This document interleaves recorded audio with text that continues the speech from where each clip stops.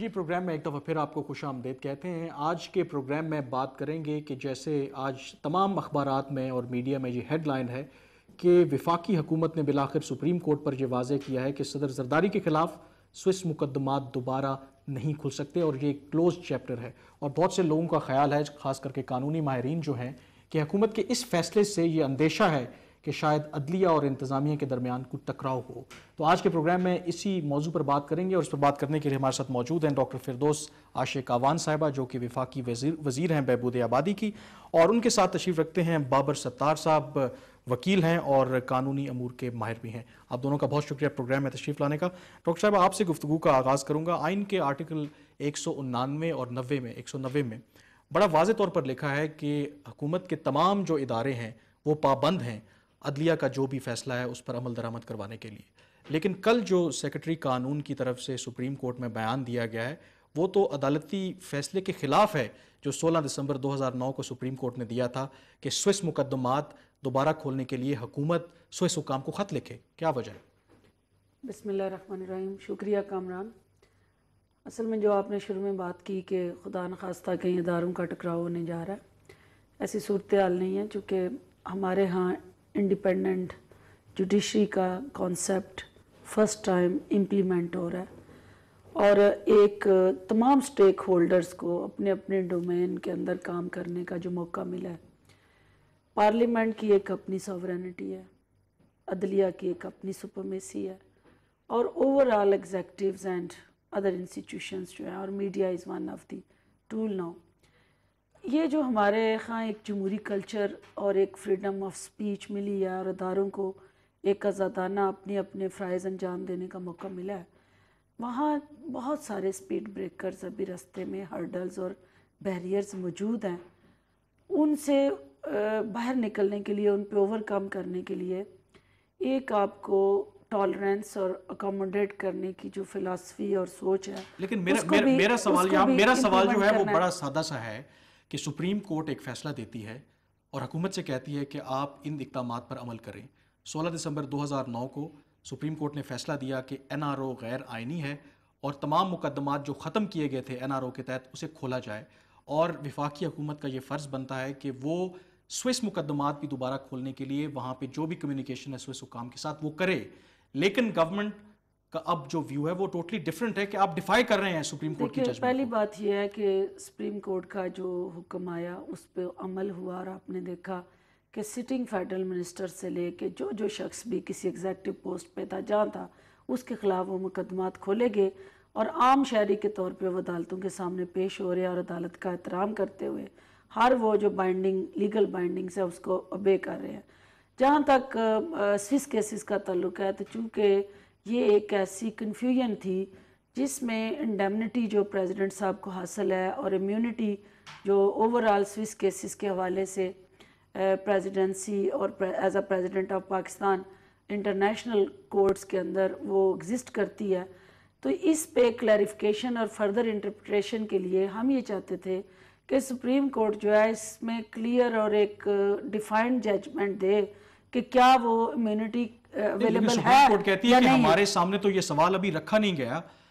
ہم نے کہا ہے کہ اس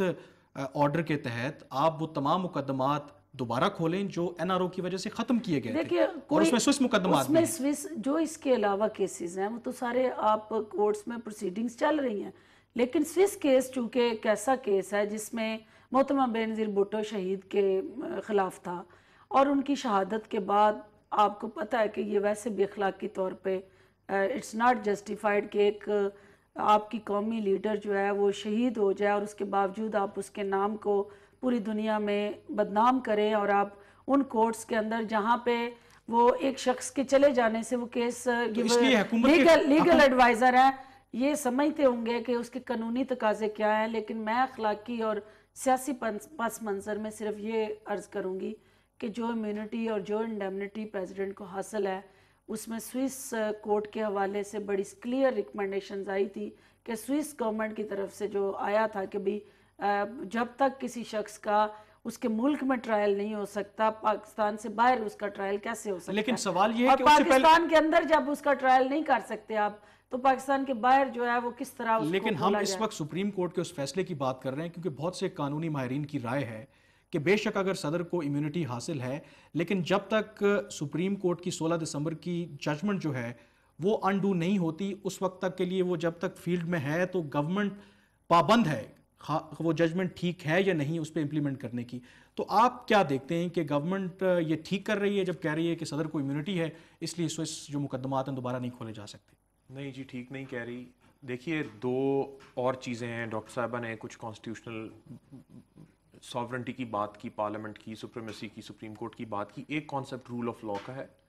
کہ قانون جو ہے وہ سب کے اوپر برابری کے ساتھ اپلائی ہونا چاہیے ایک ملک میں، اور دوسرا ایک فنڈامنٹل فیچر ہمارے کانسٹیٹیوشن کا سپریشن آف پاورز ہے۔ اس میں ایگزیکٹو اپنا کام کرتی ہے، پارلیمنٹ اپنا کام کرتی ہے، جوڈیشری اپنا کام کرتی ہے۔ اب قانون کیا ہے اس کی انٹرپریٹیشن جو ہے وہ جوڈیشری کرتی ہے، اور جب وہ فیصلے دیتی ہے اس کے اوپر مزید آپ لیگل اوپینین نہیں دے سکتے۔